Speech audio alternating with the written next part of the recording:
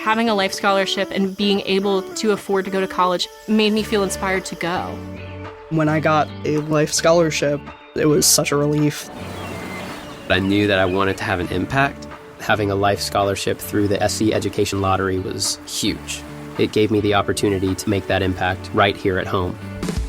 The South Carolina Education Lottery. A better you, a better us, a better South Carolina. Visit sceducationlottery.com/betteryou. Hello, it is Ryan, and we could all use an extra bright spot in our day, couldn't we? Just to make up for things like sitting in traffic, doing the dishes, counting your steps, all the mundane stuff. That is why I'm such a big fan of Chumba Casino. Chumba Casino has all your favorite social casino-style games that you can play for free anytime, anywhere with daily bonuses. So sign up now at ChumbaCasino.com. That's ChumbaCasino.com. No purchase necessary. VGW Group. Void where prohibited by law. 21 plus. Terms and conditions apply. Okay, let's unpack this. The world of aviation, usually, a picture of routine safety, was really jolted on Thursday, June 12, 2025. A truly terrible event. Air India flight AI-171 crashed just moments after takeoff in Ahmedabad, India. And this wasn't just another accident. It was a tragedy on a massive scale. Yeah. And it involved an aircraft model, the Boeing 797 Dreamliner, that's widely seen as one of the safest flying. The sources you shared paint a devastating picture, the loss, the response, and this urgent hunt for answers. How could this happen? It's fascinating and just deeply tragic how fast it all unfolded. And like you said, unprecedented for this specific aircraft type. So our mission today is really to go through the information you've given us, pull out the crucial facts, and try to understand the timeline, the human impact, and the really complex puzzle facing investigators right now. Absolutely. We're doing a deep dive into your source material here to get the clearest possible picture of Flight AI-171. So let's start with the basics. The event itself. What did the sources tell us about the flight, the plane, the crash location? Okay, so the aircraft was an Air India Boeing 787-8 Dreamliner, registration VT-A&B. It wasn't brand new, about 11 years old. Right. The date, again, Thursday, June 12th, 2025. It was a London Gatwick-bound flight, had just taken off from Sardar Vallabhbhai Patel International Airport in Ahmedabad, runway 23, and it crashed straight into the BJ Medical College hostel block. That's in the Meghani Nagar area of the city. And the human cost. Yeah. You mentioned it's immense. It's just grim. The numbers are central to all the reports. We're talking 241 people on board. That's 230 passengers, 12 crew, none survived. Okay. And then added to that, at least 38 fatalities on the ground where the plane hit the building. So that brings the total. At least 279 people. It's being called one of the deadliest aviation disasters in, recent memory. And critically, the sources all confirm this is the first fatal full hull loss of a Boeing 787 since it entered service. That fact alone is shocking. A 787 crashing. But those numbers, just heartbreaking. Let's focus on those critical moments right after the plane left the ground. What does the timeline look like, according to the sources? Okay, takeoff was at 1:38 p.m. India Standard Time. That's 08:08 UTC. Reports said the weather was stable, clear visibility. So it doesn't seem like initial conditions were a factor. But the trouble started almost immediately. Very low altitude. That's right. The sources point to problems starting around just 625 feet above the ground. That's barely seconds after leaving the runway. Wow. And this is when the pilots made that urgent call. Yes, the Mayday call. The pilots were Captain Sumit Saparwal, 55 years old, very experienced, over 8,200 hours, and First Officer Clive Kunder, 32, with about 1,100 hours. They reported a critical loss of power and thrust. What'd they actually say? The sources quote parts of their call, desperate phrases like no thrust and unable to lift. Unable to lift at 625 feet. I mean, this just tells you the severity instantly. And the tracking signal, the transponder, that was lost almost right after, even lower. Exactly. Signal lost within a minute of takeoff, around 230 feet. And this lines up with what eyewitnesses and some video footage showed the plane struggling for height, landing gear still down, then a rapid descent. And then the impact. And the catastrophic impact into the building, a massive fireball. The reports on the impact itself are tough to read. Sources mentioned extreme heat. Yeah, estimated at 1,500 degrees Celsius. Just incredible heat, which, as you can imagine, has made identifying victims incredibly difficult. And hitting the BJ Medical College hostel, the canteen, it meant students, staff on the ground were directly impacted, tragically adding to that awful death toll. It really drives home that the devastation wasn't just the plane. It spilled right onto a populated area. Yeah. Moving from the mechanics, the sources also spent a lot of time in the human cost. Yeah. Just devastating. But amidst all that, there was one extraordinary story of survival mentioned. The sole survivor, yes. Vishwash Kumar Ramesh, a 40-year-old British citizen. The reports really highlight his survival as, well, a miracle. He was in seat 11A right next to an emergency exit. How did he make it, according to his account? Well, he reported that the section of the plane he was in somehow detached from the main wreckage when it hit. It landed sort of on the ground floor of the hostel, which let him escape the worst of the fire. He's being treated now at Ahmedabad Civil Hospital for multiple injuries. Just an incredible detail, really, given the circumstances. It truly is. Yeah. And the sources, they detail the 241 onboard fatalities. Yeah. Did they break down the nationalities? They did provide some breakdown. 169 Indian nationals, 53 British citizens, 7 Portuguese, and 1 Canadian. And just horribly, the passenger list included 11 children and 2 infants. Oh, no. Any prominent victims mentioned? Yes, a few names came up repeatedly. Vijay Rupani, who was the former chief minister of Gujarat. Also, Dr. Pratik Joshi, a radiologist based at Royal Derby Hospital in the UK. He was traveling with his wife and their 3 children. The whole family? Yes. The sources mentioned a detail about a photo, apparently a selfie they took just before boarding, that was widely shared afterwards. So sad. Those personal stories just make the scale of it so real. And you mentioned the identification challenges due to the fire. Yes, the extreme heat just complicated everything. Forensic experts, according to the reports, set up a makeshift DNA testing site right there at the BJ Medical College Examination Hall to process remains. As of June 16th, which was a few days after the crash, only 35 bodies had been formally identified. So difficult for the families waiting. In that immediate aftermath, the response from authorities, the airline, that's crucial. What did the sources say about that?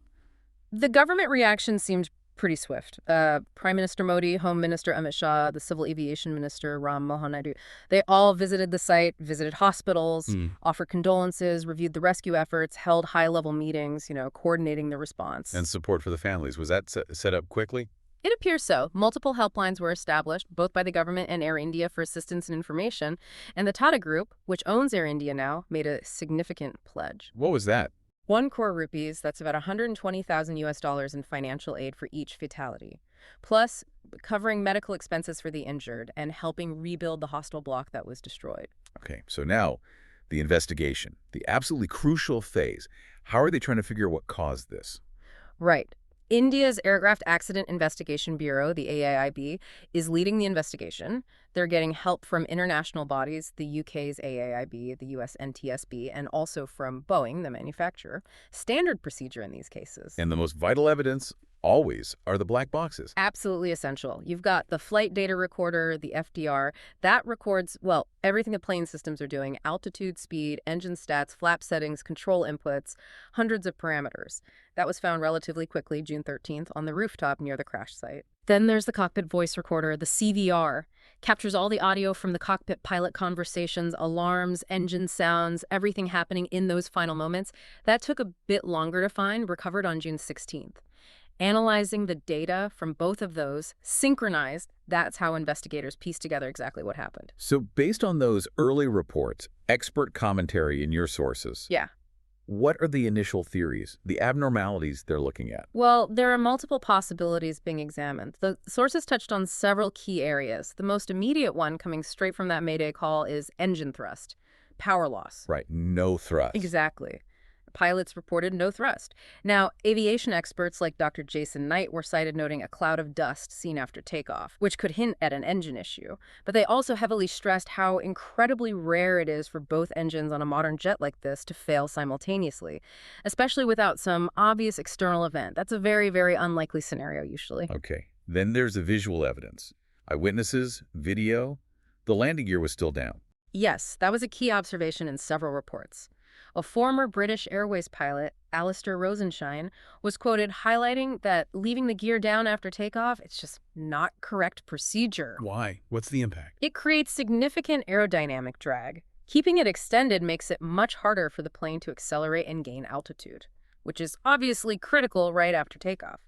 And the sources also mentioned possible issues with the wing flaps. Yeah. Another pilot, Steve Scheibner from American Airlines, was mentioned suggesting flap abnormalities. Flaps are crucial. They generate lift at lower speeds, like during takeoff. So one theory floated was maybe a procedural error in the cockpit? Like what?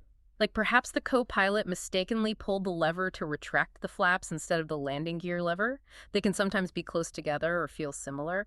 If the flaps were pulled up too early, that would severely cut the wing's lift. Could absolutely explain why the plane couldn't climb. The 787 is known for being more electric, right? Did that factor into the theories? It did. Yes, it's a more electric aircraft. Lots of systems use electricity instead of traditional hydraulics or pneumatics. So there was speculation mentioned in places like the Times of India from experts suggesting maybe an electrical system malfunction could have messed with the engine's response. Oh, so? Well, they mentioned components like variable frequency starter generators, VFSGs. They're key for managing power from the engines. If they failed, it could potentially lead to a loss of engine control through the digital systems. There was also mention that the possible deployment of the Ram air turbine, the RAT. The emergency power turbine. Exactly, that little propeller that pops out for backup power. If that deployed, it would strongly suggest a major electrical failure happened. Okay. Were there other theories? Maybe about how the plane was prepared? Weight, perhaps? Yes, some experts also raised the possibility of the aircraft being overloaded. Or maybe the pilots entered the wrong zero fuel weight, the plane's weight before fuel into the flight computer. And that would affect takeoff calculations. Right. Getting that number wrong means the calculated speeds and thrust settings for takeoff could be incorrect. Potentially not enough power commanded for the actual weight. What about environmental things, like bird strikes? Ahmedabad Airport's reputation came up. It did. The sources noted Ahmedabad is notorious for birds, and bird strikes are definitely a risk. They can damage engines, but the reports also suggested that causing both engines to fail almost simultaneously from birds is highly unlikely. Usually you'd expect to see, flames, sparks, something more obviously localized to an engine if it was a catastrophic bird ingestion. That wasn't widely reported here in the same way as the general power loss, so maybe a factor, but probably not the sole cause for what the pilots described. And maintenance. Always looked at after a crash. Definitely. Boeing's and Air India's maintenance records for this specific plane, VTA and B, are under intense scrutiny. It's a standard part of any investigation, but particularly relevant if other potential causes seem less likely initially. This incident, it lands, unfortunately, right when Boeing has been under a lot of scrutiny already. It absolutely does. The sources make that connection clear. While the 787 itself, as we said, has had a stellar safety record, over 1,000 delivered since 2009.